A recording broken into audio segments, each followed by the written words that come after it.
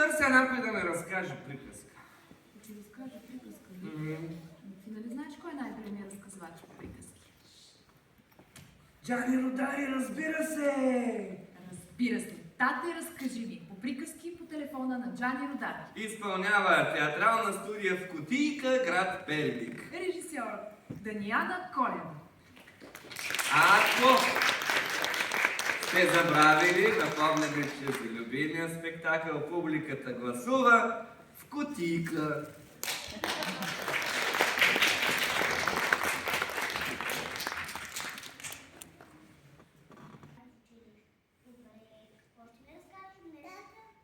Ало? Тате? Ало? Ало, тате, не те чувам, звъни пак, чакам си приказката за река нощ. Тата? Тата? Тата?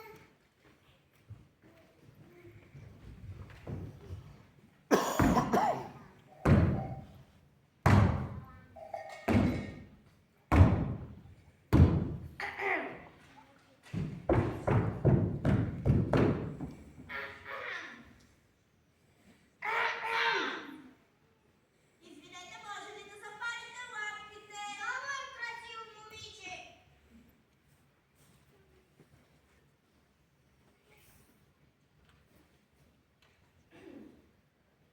В началото земята била цялата сбъркана.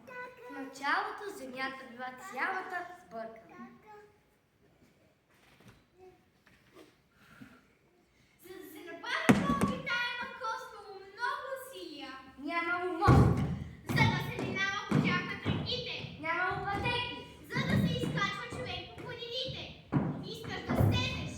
и седи от пеки нямало. Умираш за сън. Не съществувало такова нещо като легло. За да не ти обудеш краката, Нито от лъжа, нито го държи.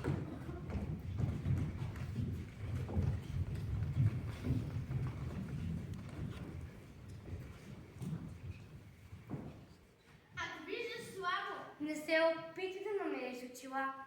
няма топки, за да поиграеш в футбол.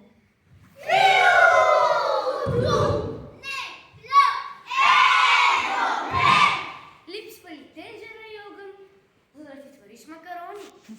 Дори като помисли човек, липсва ли макарони? Изобщо нямало нищо. Нула без нула и толкова.